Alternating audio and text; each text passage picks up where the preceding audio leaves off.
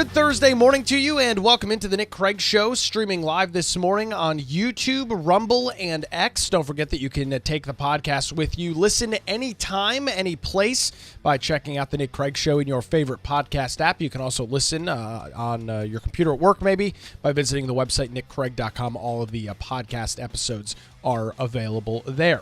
Well, I've heard in regards of over our monthly hangouts that we do for our exclusive Patreon members, those folks that support over at patreon.com/Nick Craig, about increasing some viewer engagement. And obviously, we've got our live chat on YouTube, Rumble, and X. But the recommendation was to bring forth a way for folks to text or call their comments into the show. And we are going to start off with texting this morning. We've got a brand new text line set up where you can text in your comments while we are live between around 7 and 8 o'clock Eastern, or after the fact if you've got some additional comments.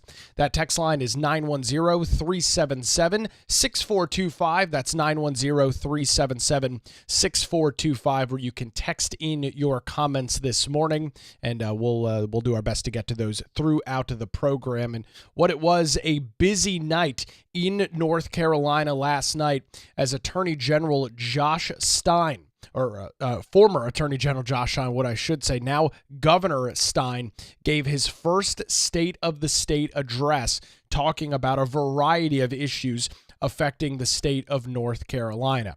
And so we're going to get into his comments. I've got as I look at my clip sheet, around 20 some odd clips. Not sure we'll get into all of them this morning, but it was a very interesting message from Stein. For the most part, it stayed, at least from the public view, the words actually coming out of Stein's mouth, it was not overly political. He did not seem to act as a extreme partisan that we know that he is. I've said this before, and I'll say it again. Josh Stein makes Roy Cooper look like a moderate Democrat. Now, for anybody that has followed North Carolina for any period of time, you are well aware that Roy Cooper is not a moderate. That goes, and I bring that up, and I say that to drive home the point that what Josh Stein says and the things that he has spent his entire career advocating for, the things that he will likely advocate for as the governor of North Carolina, are very, very different. So keep that in mind, and I'll bring it up as we go through his clips and go through some of the comments this morning from the governor last night, that what he says, what he advocates for, what he has advocated for, and what he will advocate for in the future are two completely different things. And again, you can text in your comments this morning at 910-377-6425. Let's start off where the governor started off talking about the state of the state in regards to Hurricane Helene and the efforts ongoing there. But first, I must report on the state of our state. I was sworn in as governor 10 weeks ago today. Assuming this office's responsibility has led to prayer and reflection, when any of us faces an important challenge, we search for strength. Strength to rise to the occasion. Strength to reach across differences in search of common ground. Strength to stand up for what we know is right. Strength to meet the moment. Sometimes you don't know how strong you are until you are put to the test. Hurricane Helene and its horrific aftermath tested our state and our people in unprecedented ways. The storm flooded western North Carolina, stealing too many lives from us and devastating too many communities. But in the days, weeks, and months that followed, we have all seen that the state of our state is strong. North Carolina strong. That was one of his continued messages throughout the address last night. The state of North Carolina is strong. North Carolina strong. You'll hear that numerous times from him throughout the events last night. And with the with the hurricane relief going on, well, Josh Stein says politics, they need to stay out of it. By the way, the people who have been aiding folks out west do not care a whit about the politics of the people they are helping. They simply want to help their neighbors in need, just like the Good Samaritan who took mercy on the traveler left beaten and bloody on the side of the road to Jericho. We must follow their example and step up for our neighbors in Western North Carolina. My team and I have been focused on doing whatever we can to help. On the first day in office, I took action to cut red tape and make it easier for folks to recover. The crews and contractors of the Department of Transportation have reopened more than 1,300 roads so far, and as of March 1st, I-40 is open. We've removed nearly 5 million cubic yards of debris from our roadways. Half of all state parks and cultural sites hit by the storm have fully reopened, and almost all of them are accepting visitors today. So many people and organizations, public and private, have worked so incredibly hard. Now, I do have to give the governor credit. Unlike his predecessor, who completely botched, who completely failed in regards to hurricane relief, you have the saga known as NCOR, the North Carolina Office of Recovery and Resiliency. That happened under Governor Roy Cooper's watch. That was a miserable, botched, failed attempt at providing relief to residents in the eastern half of the state that were affected by Hurricanes Matthew and Florence. And surprisingly, Josh Stein actually touched on this. He brought up, didn't say it by name, of course, didn't mention the previous failed administration by name, but he did bring up NCOR. Take a listen to this.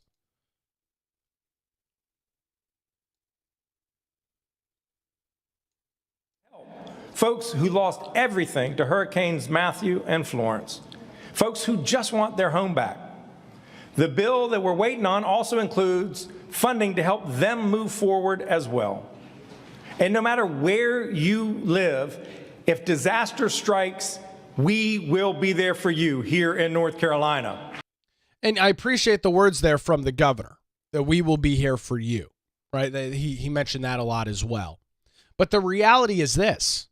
Individuals in the state of North Carolina have a little bit of buyer's remorse in regards to hurricane relief. They have watched a Democratic administration over the last 8 years that has completely, and I can't state it any more clearly than that, this previous administration under Roy Cooper completely failed the people of eastern North Carolina in regards to hurricane relief. There's no way to sugarcoat it. There's no way to try and masquerade what went on. It's as clear as day, folks. NCOR had one goal and one objective. Provide relief to folks affected by Hurricanes Matthew and Florence, which, by the way, Matthew hit the state in 2016. Provide relief for those individuals. And here we are some 8 years plus later, and NCOR still has more than 1,000 people that are not living in their homes. More than 1,000 people that are still struggling to get the relief that they need, get the help that they need. Oh, and by the way, while all of this is going on, NCOR has mismanaged their money completely. They have failed to provide the relief that they should have. And so he talks about, oh, we can't forget about the folks' things. I appreciate the words. I appreciate the acknowledgement of the issue. But what's actually going to be done about it? Because as we sit here right now, NCOR needs more than $100 million to continue. And with that, we're just going to magically assume that they're going to fix and solve the problems of the past. I just don't buy it. And it's why I'm so hesitant when President Trump talks about disbanding and dismantling FEMA and moving relief directly to the states. Because Democrats in North Carolina are incapable of dealing with hurricane relief. Don't shoot the messenger. It's not my fault. The track record is there. The evidence is there. Roy Cooper failed miserably with NCOR. It was his entity. It was his baby. He didn't manage it. And the end result is that people got hurt. Residents of this state continue to struggle with the impacts of the previous administration and their failed accountability and their failed oversight on hurricane relief. It's plain and simple. I hope for the sake of North Carolina, I hope for the sake of people in Western North Carolina, that Josh Stein can correct course on this.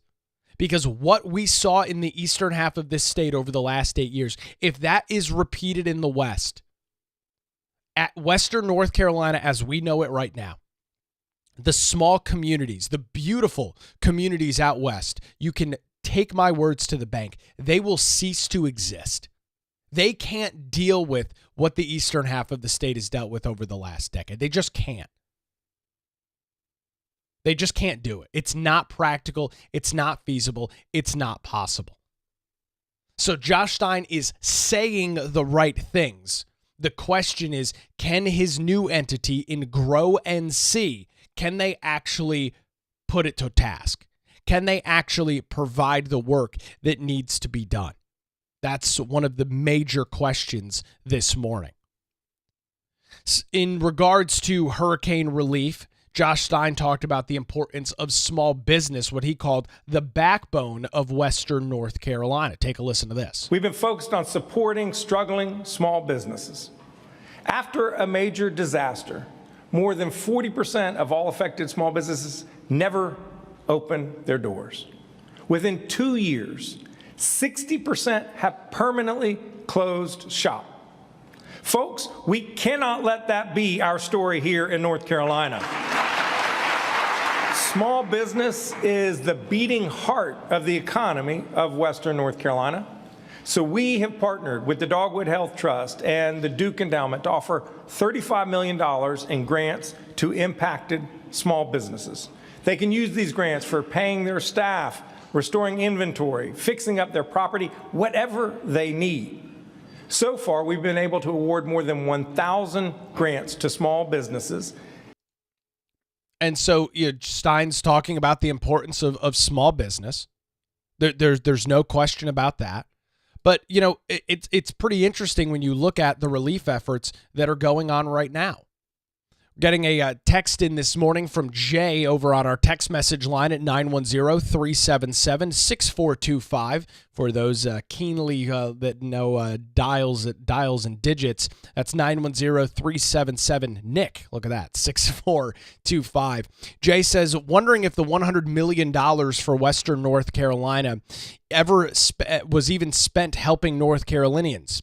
As of 4 to 6 weeks ago, nothing had been done in a surreal act of negligence and incompetence and indifference towards the people.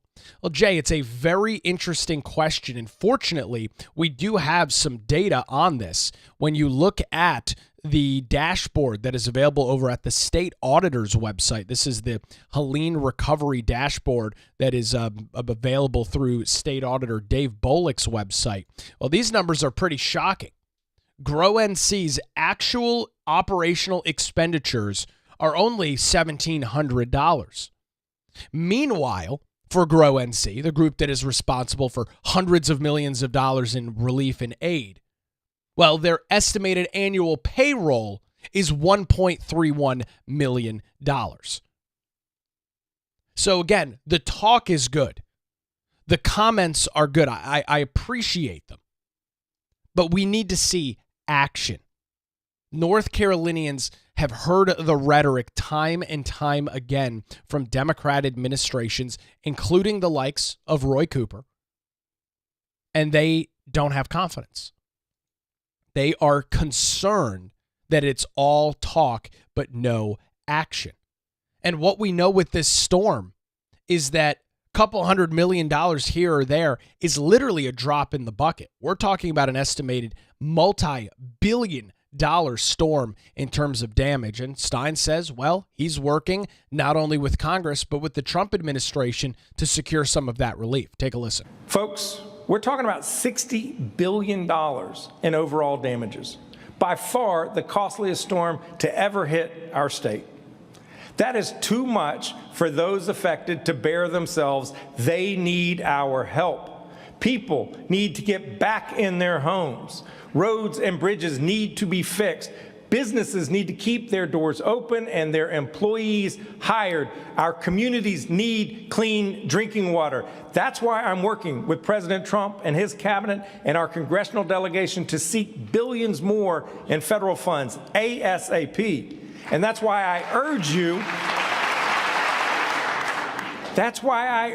you to pass the $500 million Western North Carolina recovery bill. We need that money now. Heck, we needed it yesterday. So I get what he's saying. We needed the money yesterday, and he's not wrong about that. But all of the General Assembly has already allocated over $1 billion. The GA's already done that. That money has yet to be spent. I mean, I just pulled up the dashboard. They've only got $1,700 in actual expenditures, according to the state auditor's dashboard of Grow NC. They've got $1.3 million estimated in salaries, but only $1,700 in actual money that has touched the ground. This, as the governor notes, this is a crazy expensive storm, upwards of $60 billion. Now, the recovery is not going to cost $60 billion. That's $60 billion in recovery, lost revenue, everything combined together. The question is, once the money's allocated, here's the thing. I mentioned NCOR earlier.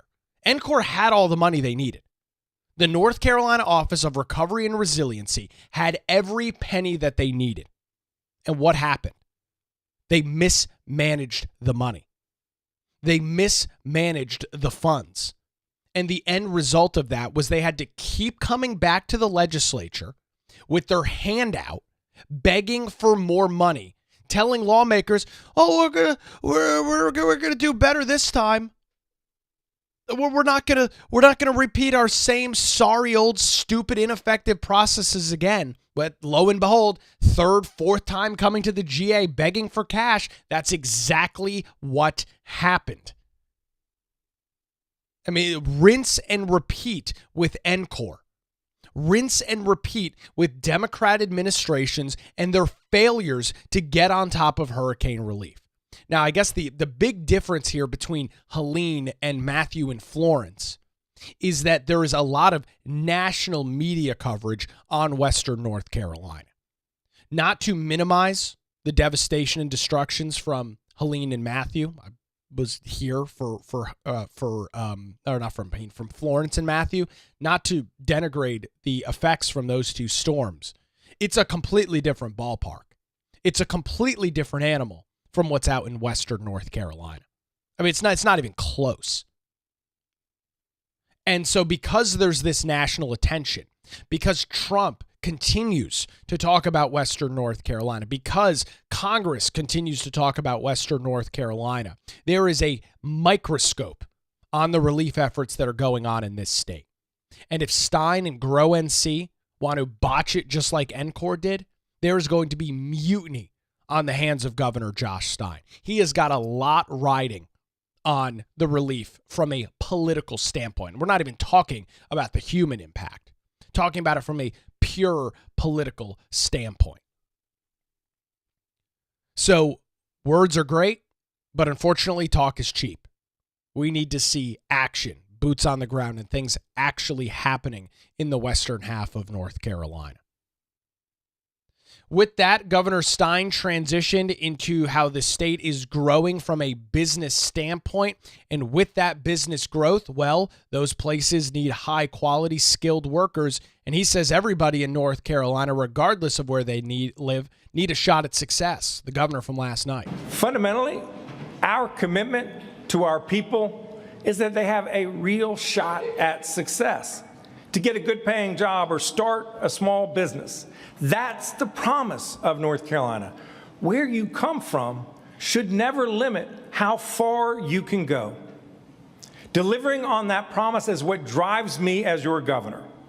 In recent years, we've recruited businesses that have created thousands, tens of thousands of jobs in this state. We've been ranked in the top 2 businesses for business 4 years running. We've become a leader in the clean energy economy. There is a lot to be proud of and plenty of credit to go around. And I am committed to doing my part as governor to continue our state's economic success.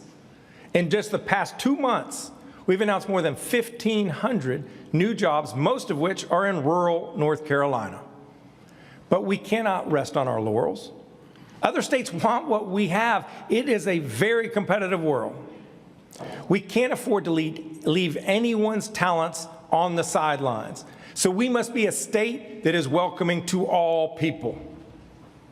We must continue to grow our economy and ensure that it works for everyone. The people of North Carolina are our greatest asset. So to invest in our future, we must invest in our people. Talking about investing in our people, and I've got an answer for the governor. How do we make sure that the state is welcoming to everybody? Wink, wink, nod, nod there from Governor Stein, Democrat Governor Stein. Get government out of the way. Cut taxes. Reduce regulation. Cut bureaucracy. Cut bloat. Cut red tape. You want to make the state welcoming to business? You want to make the state welcoming to individuals that want to move here to employ people? Get government the hell out of the way. That is the simplest and most effective means for business growth in any state. And fortunately, due to good Republican conservative leadership in the General Assembly over the last decade plus, that's what's been going on.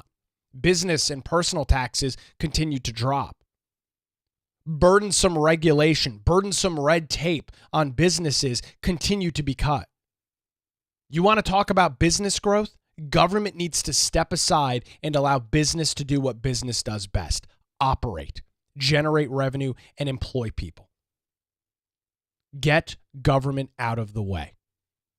One of the ways he talks about in regards to the skilled workforce is, well, he wants free community college. How we're going to pay for that? No clue. Our goal is to set the national pace in growing the number of skilled workers, including doubling the number of apprentices over the next 4 years and empowering hundreds of thousands of North Carolinians to get the credentials that they need to secure a good-paying job.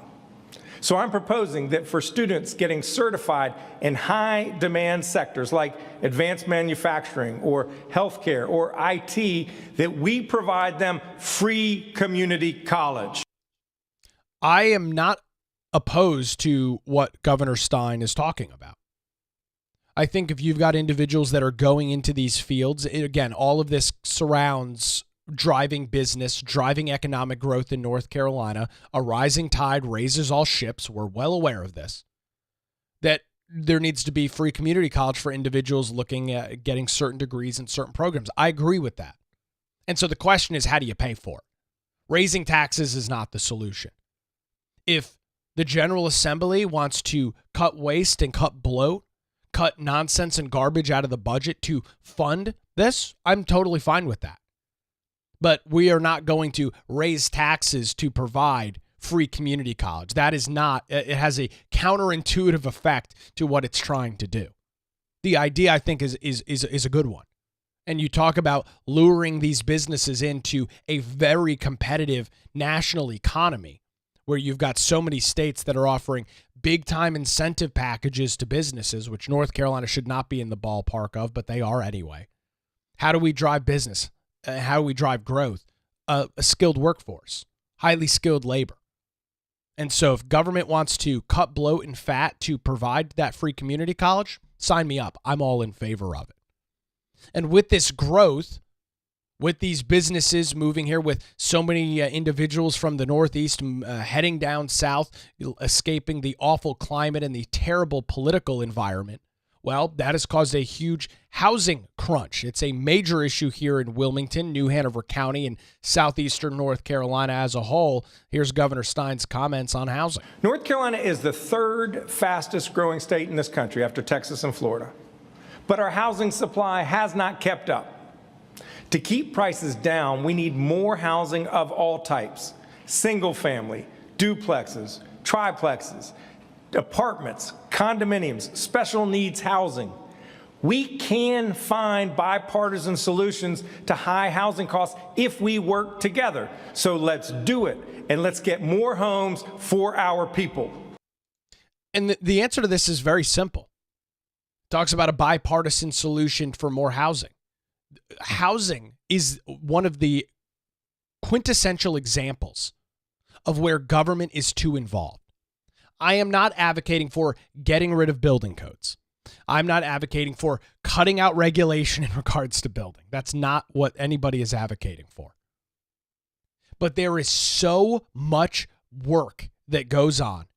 There is so much waiting and so much bureaucracy and paperwork and stupid nonsense that housing, apartment, and condo developers have to go through to pop up a structure, whether that be a single-family home or a high-rise apartment building. It makes it very unaffordable to do so. And so what do they do when it costs so much more to build a house because of regulation? Well, the developers don't eat the cost. The owner of the apartment doesn't eat the cost. They pass it on to their tenants. They pass it on to their buyers. That cost gets absorbed by individuals buying homes and renting apartments and buying condos. Right? That's the impact of government.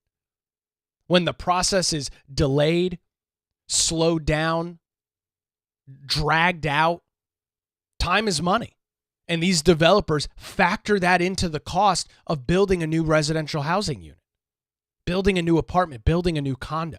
You want a true bipartisan solution? As I mentioned, get government out of the way. That is the easiest, simplest, and best solution and answer. We don't need more laws. We don't need more regulation from the government to make housing more affordable. You want to talk about being counterintuitive? Talk about regulation and making things happen quicker. Those two things cannot exist in the same sentence. You can't increase regulation, increase bureaucracy and red tape, and expect things to get done faster, even if you mandate it. It's just not how it works. It's just not the process at all. So you want the true bipartisan solution?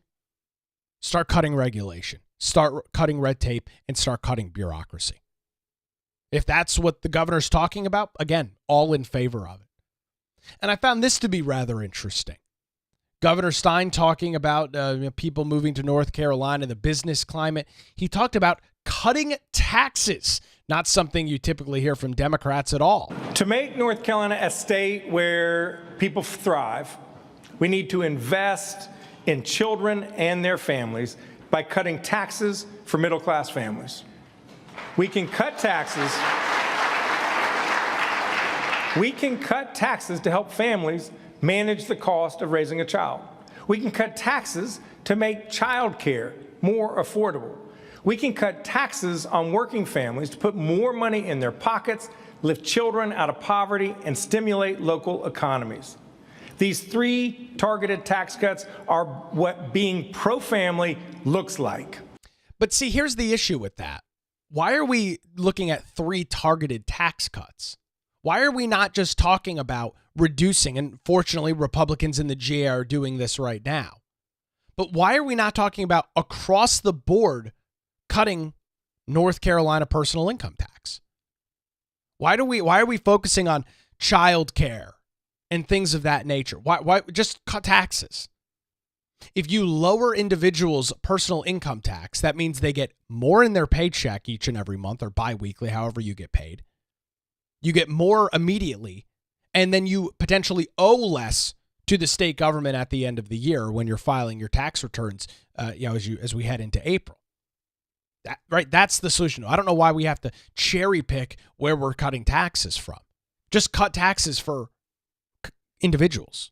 It's called personal income tax for a reason. Cut that, and it's regardless of whether you make $40,000 a year or $400,000 a year. Cut the rate. Let people keep more of their own money so that they can put it to use, so they can spend it, investing in their business, shopping, going out to eat, all of the things that make the economy turn. When people have more money, they spend it. When you're able to live in a more comfortable fashion, yes, you obviously put a little bit in savings, but you spend it. You use it. You go on vacations. You go on trips. You go out to eat. You go shopping. This is how the economy works. So they don't need to be targeted towards like 2 or 3 different groups. Just freaking cut taxes. It's not that complicated.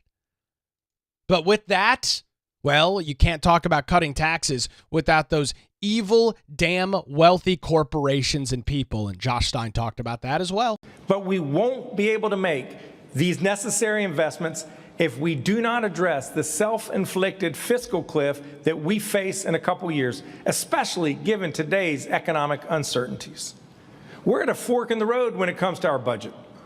We can go ahead with the nearly $10 billion in tax giveaways over the next 4 years, mainly to the wealthy and to corporate shareholders. And by the way, very few of those shareholders are North Carolinians. Heck, most of them aren't even American. Or we can help our neighbors recover from Hurricane Helene, invest in our public safety and public schools, provide targeted tax cuts to support our working families, and keep up with the needs of our fast-growing population. So what is it going to be? Are we going to give money to out-of-state shareholders or invest in North Carolina families? We cannot afford to do both. We should choose North Carolina's children and family every time. That is a very disingenuous synopsis of the situation. We are not giving free money to out-of-state shareholders or wealthy people that don't live in North Carolina. I believe what the governor is referring to is the General Assembly's plan to eliminate the corporate income tax. That's what he is referring to. That is not lining and padding the pockets of corporate shareholders in other states. It's cutting taxes for business so they can do what? Invest more in their business. And yes, does that mean that the business will make more money? Absolutely. But what do businesses do when they make more money? They invest it. They hire more people. They can spend more on R&D. He keeps going back to these targeted tax cuts for the middle class. We don't need targeted tax cuts. Just cut the freaking personal income tax rate. This is an example of saying one thing, but he will actively advocate against something else as time goes on. There is zero question in my mind about it. Zero question. Cut business taxes, cut personal taxes that will drive business activity to the state. It will put more money in the pockets of North Carolinians that they can spend. It is a win-win for everybody involved, except for one party. There's one party that doesn't win. And that is state government, because there's less revenue. And so what do? Well, then you cut back on all the nonsense. You start stripping away the bureaucracy, all of the bloat within the state government. We have like a $40 billion a year budget. Half of that goes to like half of that immediately goes to like public education, whether it's public schools or university systems. So what about the rest of it? How can we make government more efficient to do that? Well, Governor Josh Stein says he wants to start essentially the Department of Government Efficiency in North Carolina. Take a listen to this. Of course, we have to be fiscally prudent, to be smart about how we invest our taxpayers' dollars. That's why I'm directing my budget office to set up the Impact Center to ensure that our government is run effectively and efficiently, because people should know that their taxpayer dollars are being well spent. But let's get it right. Let's use a scalpel, not a chainsaw.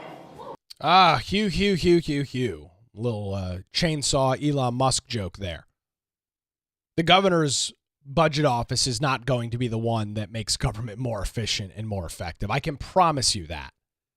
This needs to come, and it's already happening at the General Assembly level. That's who needs to be creating a Doge equivalent in North Carolina. And fortunately, those plans are underway right now. You don't want Josh Stein and the progressive radicals that he has surrounded himself with in charge of making government more efficient and more effective.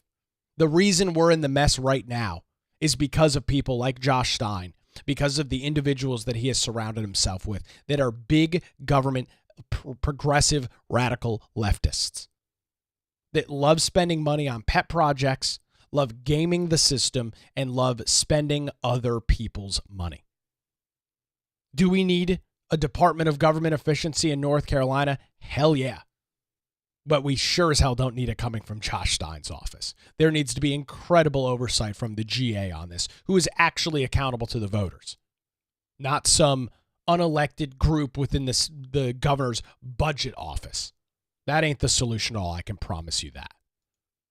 You can text in your comments live this morning at 910-377-6425. That's 910-377-6425. On the other side, Governor Stein started on teacher pay increases, taking a shot at the Opportunity Scholarship Program across the state of North Carolina, and also talked about a school bond, nearly $4 billion worth of improvement bonds across the state. We'll have those details coming up in just a few minutes as the Nick Craig Show rolls on this morning live on YouTube, Rumble, and X, and 24/7 wherever you get your podcasts.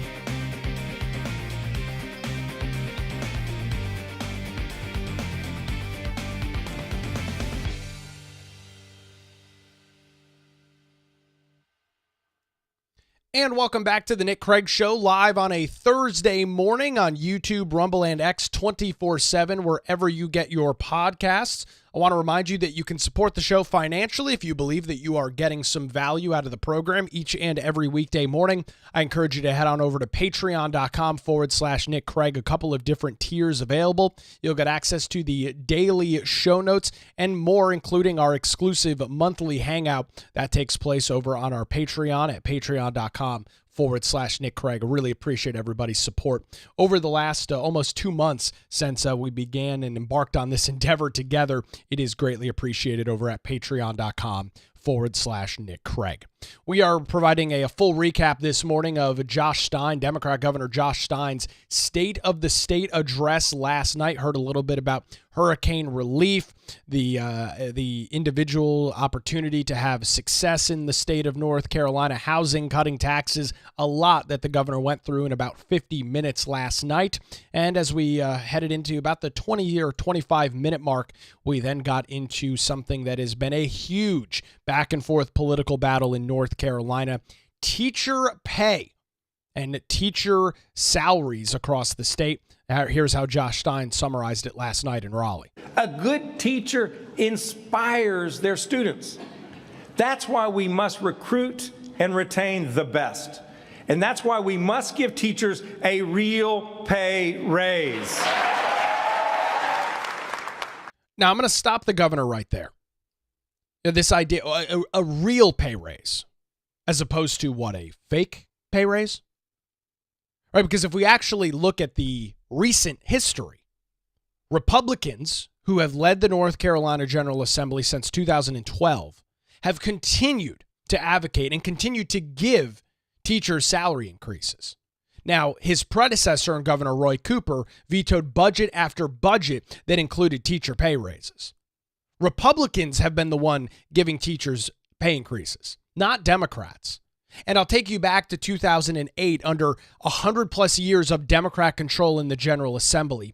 Democrat Governor Bev Perdue, the state, was furloughing teachers, furloughing state highway patrol, furloughing public employees because of their complete and total mismanagement of the state's budget, their complete and total mismanagement of the state's resources. So don't gaslight me into, we need real raises. Republicans have been giving real raises. Now, Democrats want to say, well, give teachers a 30% increase in pay, 40% increase, hell, 100% pay raise. Yeah, they don't have any way to pay for it. They just, I guess, want to raise taxes. You can have all these wish list items you want. The reality is the difference between the left and the right is how we pay for these things. I mean, it's really that simple. Democrats advocate for more money for everybody, yet they have no way to pay for it. Republicans, on the other hand, say, sure, we'd love to give teachers raises. We've done so, but we need to find a fiscally responsible way to do it without burdening taxpayers. We need to do it in a way that we don't jack up people's personal income taxes to pay for those raises. It has a completely counterintuitive effect to what the governor's advocating for. But this is the same old Democrat line. Teachers need more money, more pay increases for teachers. Okay, great. How do you guys want to pay for it? Right now, North Carolina's starting teacher pay is the second lowest in the Southeast. Second lowest. Lower than every one of our bordering states, even South Carolina. Here's a goal that I think we can all get behind. Let's make starting teacher salaries in North Carolina the highest in the Southeast. So we can all get behind it. How we pay for it, I'm not sure. How we make that a reality, I'm not exactly sure. There's two ways to do that. Really only one way, but two different avenues to do it. You can raise personal taxes, three ways actually. You can raise corporate taxes, you can raise sales taxes, or you can raise personal income tax. Those are your three ways: corporate, sales, and personal. That is the three avenues that government has to generate revenue. You either steal it from the businesses, steal it from the large businesses, steal it from the small businesses on sales tax, or steal it from the consumers right out of their paycheck. I mean, those are really your three options. So what exactly is the plan here? Again, great words from Governor Stein. Great pandering to the Democrat Party. Where's the action here? What's the actual plan to do this? Is Josh Stein advocating that we hack and slash major portions of the North Carolina government to do those teacher pay increases? Because I'd be in favor of that. If you said we are going to cut 50% of the Department of Environmental Quality or cut 50% of DHHS to provide these teacher pay increases, I'm all in favor of it. But you're going to have to make substantial cuts to do the things that you want. Democrats never get to that second part. They're great at talking about these things publicly. They're great at gaslighting all the great liberal progressive things that they want. But there's never any substance as to how these things actually play out in reality, how these things are actually paid for. The state doesn't have a money tree. There's no money tree outside the GA where they can just pull cash off to pay for all of these things. Somebody's going to have to pay for it, or something's going to have to be cut to pay for it. Now, the governor's got one solution. He wants to take away your opportunity to have your children go to a different school. Governor Stein says that we need to get rid of school choice as a solution to the teacher pay problem.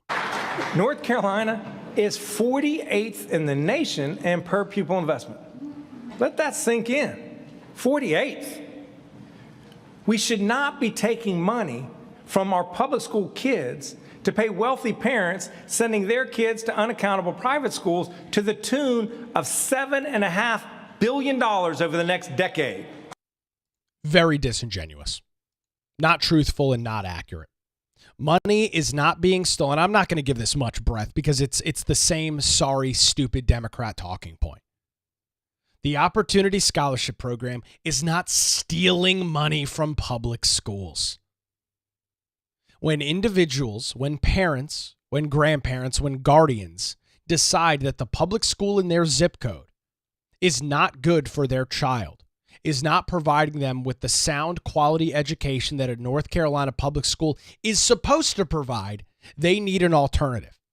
The Opportunity Scholarship Program, championed by individuals like State Senator Michael Lee here in New Hanover County, gives parents, families, and guardians that opportunity. Democrats don't want you to have school choice. It's really that simple. They want your kids to go to a public school where they get a subpar education and they can be indoctrinated by the left. That's really it, cut and dry. Because these unaccountable charter schools, as Democrats like to talk about, aren't going to play in to the liberal progressive nonsense that is so ingrained within the public education system. Charter schools and private schools don't play into that stuff. They're not mandated or they're not required to. And that's a huge threat to the Democrat machine. When they lose the education, when they lose the ability to indoctrinate young individuals through the public school system, their whole pyramid scheme begins to crumble. That's why Democrats like Josh Stein and previously Roy Cooper are so against the Opportunity Scholarship Program. Contrary to what they believe, it turns out North Carolinians want individuals and their children to get a good education, regardless of whether that's public school, which provides a great education for many individuals, charter schools, private schools, or homeschooling. You choose. It shouldn't matter. The end goal should be, are our children getting a good education? Are we raising a generation of individuals that will be useful, competent members of society, that can go into the workforce, that can provide for the state? That should be the barometer. That should be the metric that we look at. Not whether we're just funneling money into teacher pay in public schools. I know this is going to be a huge shock to the left. So hold on to your pants here. I know this is going to come as a shock. Funneling more money to public schools does not guarantee a better outcome. Funneling more money into public education does not make test scores better. Does not increase literacy. Does not increase reading, writing, and arithmetic. It doesn't do any of that.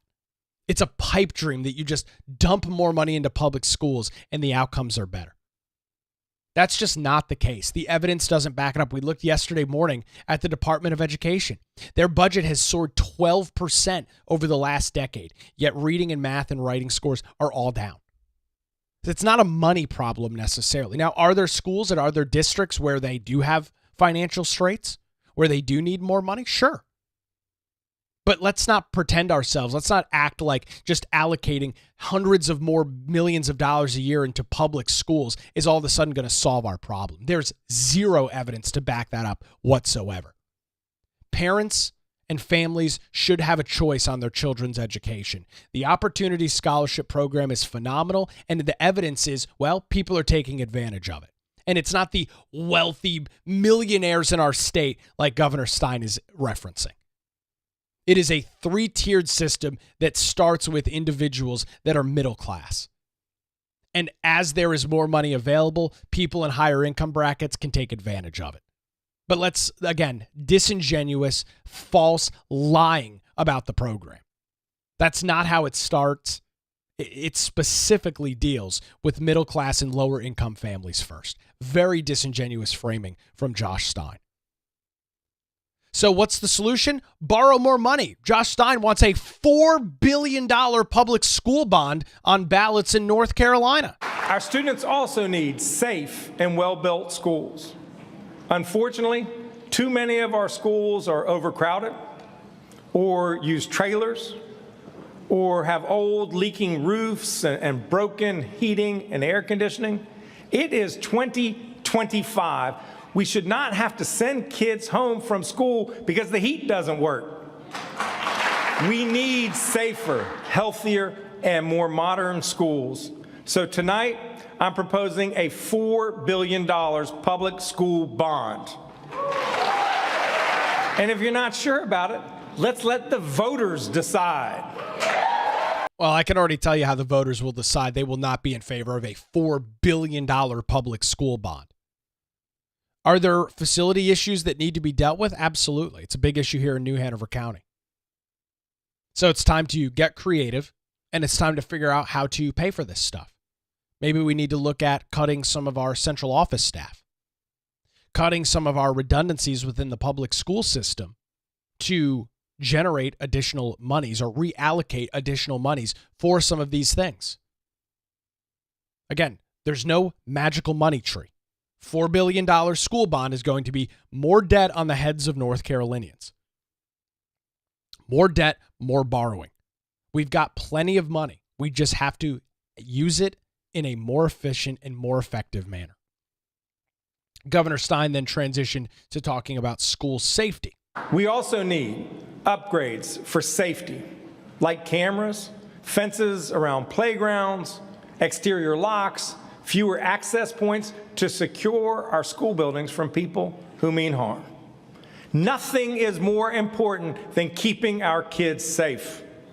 Really no argument, no real discussion there at all. School safety is a huge priority. And again, many school districts in the state as a whole has made a phenomenal effort in the recent years to increase funding for school safety. And it's been largely efficient and effective. The governor then transitioned over into public safety. He is the governor. He was previously the attorney general. He had some comments about that. I spent my last 8 years, as you know, as attorney general, working to keep the people of the state safe. Or suing the North Carolina General Assembly and actively advocating against the General Assembly's priorities. But we'll just ignore that part. Sorry, Governor Stein. Go ahead. I spent my last 8 years, as you know, as attorney general, working to keep the people of the state safe. And as governor, I am still at it. So I'm standing up for the people who protect our communities. We ask law enforcement officers to make tremendous sacrifices on our behalf. We ask them to run towards danger when the rest of us may flee. Time and time again, they say yes to protect and to serve. And he's right about law enforcement. When danger arises, they're running towards it. We're running away. This is a very different tone, however, from what goes on at the national level, where for over the last couple of years, you had Democrats, very radical progressive Democrats, I would argue maybe even a large wing of the Democrat Party, actively working against law enforcement. How many times under the Biden administration were there discussions and conversations from Democrats in Congress about defunding the police?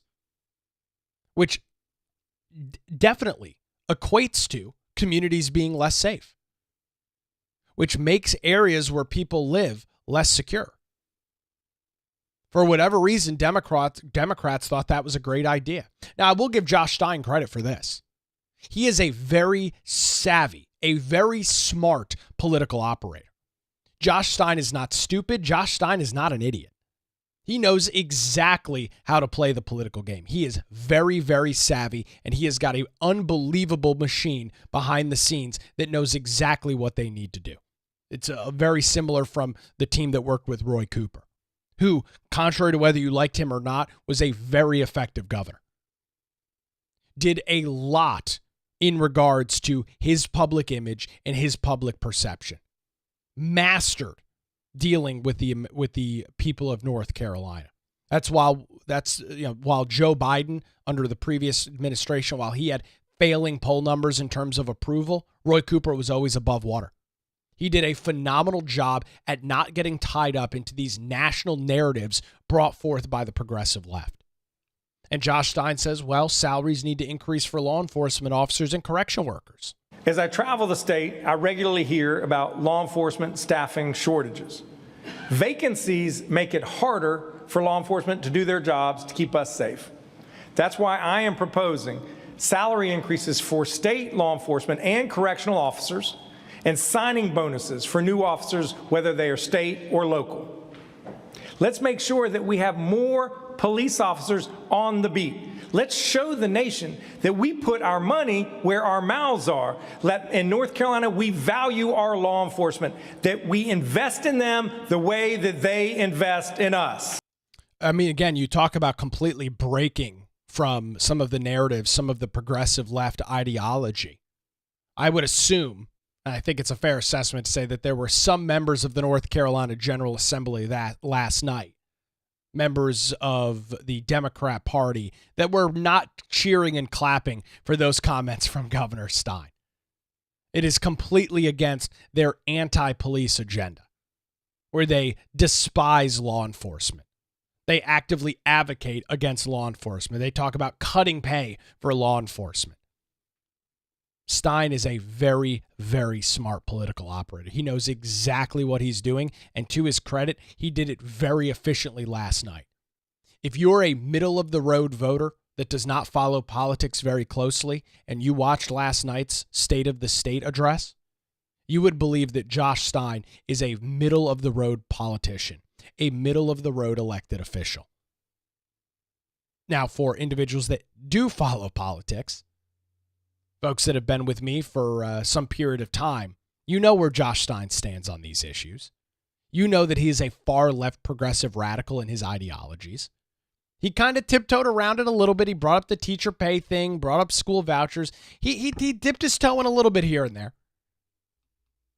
We know what he really stands for. We know what his ideology is. And I think I would summarize it like this. And I think this is a pretty good way to summarize last night. What you're seeing now across the United States from smart political operators like Josh Stein is they are beginning the process to walk back some of the radical progressive policies that are coming out at the national level. But there's one big problem with this. These individuals like Josh Stein and Gavin Newsom out of California is another great example. They have spent their entire political careers advocating for the opposite of what they say publicly. These individuals have spent their entire tenure in elected office doing the opposite of what they say. And so the question is, who's falling for it? I'm not. You're not. But it's very effective for middle-of-the-road voters, for true independents that do not follow partisan politics closely. It is very hard to see through the smoke that we saw last night from Josh Stein. It is very hard unless you have followed his career, have listened to what he said. It is very hard to see through that. And that's why he staged it the way that he did. Whoever wrote his speech last night did a masterful job of portraying him as a moderate Democrat. For people like you and me that know Josh Stein, we know he is a radical, progressive liberal. He's been so his entire political career. There's no ifs, ands, or buts about it. There's no arguing about it. Go look at his amicus briefs or the things that he did as the Attorney General, his lawsuits against the General Assembly. This guy is a far left radical. Way further left than Roy Cooper. But he's done a very good job publicly of painting a very, very different picture. In regards to his time as the Attorney General, one of the big issues that Josh Stein dealt with was North Carolina being named the opioid capital of the country. And in our area, Wilmington, back probably about 8 years or so ago, being named the #1 city for opioids in the country. Not something that you want to be anywhere near the top of the list on. Governor Stein speaking on the opioid and fentanyl crisis. And let's improve public safety by tackling the scourges of opioid and fentanyl addiction. I first met Debbie Dalton after she experienced one of the most terrible tragedies that a parent can face. Her son, Hunter, was one of those larger-than-life personalities who made every person he met feel special. He loved golf and travel, and he beat Steph Curry in a free throw shooting competition at Davidson Basketball College. 3 days ago, Hunter should have turned 32. But at 23 years old, fentanyl tragically ended his life. There are thousands and thousands of stories like Hunter's, young people whose lives were taken too soon because of one of the deadliest drugs to ever poison this country. And too many North Carolinians are like Debbie, parents, siblings, children, friends, people who will never get their loved one back. During my time as Attorney General, we made real progress combating the fentanyl crisis on a bipartisan basis, and we helped to reduce overdose deaths in the last couple of years. But even one death to fentanyl is one death too many. That's why I'm calling on the General Assembly to fund a fentanyl control unit of law enforcement and prosecutors dedicated to getting it off our streets. Yeah, sure, getting it off of our streets are great. But why don't we look at the root cause? Where's all this stuff coming from? Why is there so much fentanyl? Why are there so many opioids in the country? Well, the fentanyl is flowing across and did flow across our U.S.-Mexico border for the better part of 4 years, with drug cartels running the show south of the border. Again, under failed, weak Democrat leadership, a.k.a. Joe Biden and his border czar, Kamala Harris, they allowed the flow of fentanyl and dangerous overdose drugs into our country. So, sure, yeah, we need to get the drugs off the street, but why are they on the streets in the first place? How are they getting into the country? It's through your team and your policies, Josh Stein. You guys allowed the open border to exist for the better part of 4 years. Tens of millions of people streaming across the border. Mexican drug cartels trafficking women and young children across the border with drugs. You've got to take some responsibility on this. The task force, sure, get the stuff off the streets, absolutely.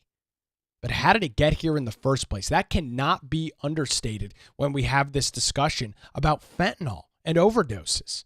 Why is this stuff here in the first place? And with everything said, well, Governor Stein says that we need to be a little bit more bipartisan in the way that we get things done. Some interesting framing here from Governor Stein. What we've been talking about tonight, they're not red issues or blue issues. They are North Carolina issues. Of course, on some of them, we may differ about how best to get where we want to go. That's fine. That is the democratic process. But I am certain that if we come together across our differences, we can find common ground and make progress. If those of us who believe in the possibility of bipartisanship look to Washington, D.C., we will surely become discouraged. So is he calling out his own political party there? He mentions, if we look to Washington, D.C. for bipartisanship, we're going to be discouraged. Why? Because Democrats are going to shut down the government tomorrow? Because they refuse to work with Republicans in Congress, or specifically in the U.S. Senate, to work on a continuing resolution? Chuck Schumer says he's going to spike the football. Chuck Schumer says he's going to let the government shut down. So is Josh Stein talking about his own political party here? Of course, he's probably trying to talk about Republicans. But right now, it's the Democrats that have no interest in working across the aisle at all. And it's them that need to accept the responsibility and blame for the lack of bipartisanship. Of bipartisanship, look to Washington, D.C., we will surely become discouraged. But we do not need to be pulled into those political games. We can create something better, something forward-looking right here in North Carolina, and we can do it together. So there you go. We'll see. He wants to be bipartisan. We'll see as the General Assembly starts passing legislation that he disagrees with, if that's truly the case. Easy thing to say, harder thing to actually do in practice. You know, what made this State of the State address so interesting last night from Governor Stein is that it's such a new relationship between him and lawmakers. We have not gotten into the meat and potatoes of this legislative session to see really where the battle lines are going to be drawn. We have not dealt with veto overrides yet. We've not dealt with vetoes yet. We've not dealt with a budget yet. And until all of that stuff plays out, it's going to be interesting to see if Governor Stein's tune changes in regards to bipartisanship and working across the aisle. It's just too new of a relationship. He's been in office like 2.5 months. So easy to say, let's talk and reconvene on this in like 6 months or so. And as this goes forward, as Republicans continue to push forward their agenda in the GA, we'll see if the governor still feels the same way. And Governor Stein talked about some of the bipartisan efforts that have worked in the past, at least he says have worked, the disaster that was Medicaid expansion. For whatever reason, Republicans who actively advocated against Medicaid expansion for a decade gave Governor Roy Cooper a massive win 2 years ago. 2 years ago, Republicans and Democrats worked together to expand Medicaid here in North Carolina. Today, more than 640,000 of our neighbors have access to newfound high-quality health care. In our struggling rural hospitals, they have been given a lifeline. But we know that some in Washington are poised to take aim at our effective, efficient, and critical Medicaid program. It's not. That's the issue. It's not effective. It's not efficient. There is a very strong possibility that as Trump and Republicans in Washington, D.C. attempt to cut out waste, bloat, and fraud from the U.S. government, that they will roll back the 90% guarantee on Medicaid expansion that North Carolina is currently benefiting from. And that is going to put state Republicans in an awful position. I have no sympathy for them. They've created this stupid mess themselves. They thought it was a great idea to expand Medicaid because of the 90% match from the federal government with no forward looking, with no foresight into what would happen in the future if it's rolled back, which I believe there's a strong possibility of that happening. The cuts that Congress is considering would be absolutely devastating to the health of our people and our entire healthcare system. I have been urging Washington to follow our example by putting party aside and people first. Great. But we're, $36 trillion in debt. We've got a $2 trillion a year budget deficit that currently exists in the country. There's going to have to be some significant and huge changes that have to be made. Again, money's not unlimited. The government does not have a way to generate revenue outside of taxes. So if Governor Stein wants this to continue, I guess once again, he is advocating for raising taxes. That's how I read into it. And so with all of that said, in about 50 minutes yesterday from Governor Josh Stein, this is how he closed up his remarks in Raleigh in front of this joint session of the House and Senate. When we as Republicans and Democrats come together, that's when we make a difference for our people. We've made big things happen before, and we can do it again.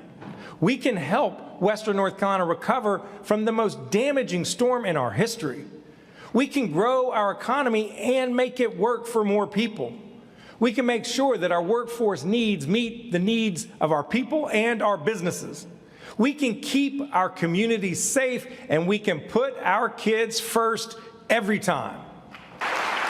That's because the state of our state is strong. North Carolina strong. Our teachers make us strong. Our law enforcement officers make us strong. Our small business owners, farmers, vets, child care workers, community college students make us strong. You, the people of North Carolina, make us strong. So let's come together and keep North Carolina strong. Thank you. May God bless you. May God bless the state of North Carolina. So overall, what appeared to be a relatively bipartisan address from Governor Josh Stein, not getting too much into the political weeds. Well, he did a really good job at phrasing it that way. He did a really good job at staging himself as a moderate Democrat that is willing to work across the aisle. And I hope that ends up being the case. But ladies and gentlemen, Josh Stein is not a brand new political figure. He has spent time in the General Assembly. He spent the last 8 years as the Attorney General of this state. We know what his political track record is.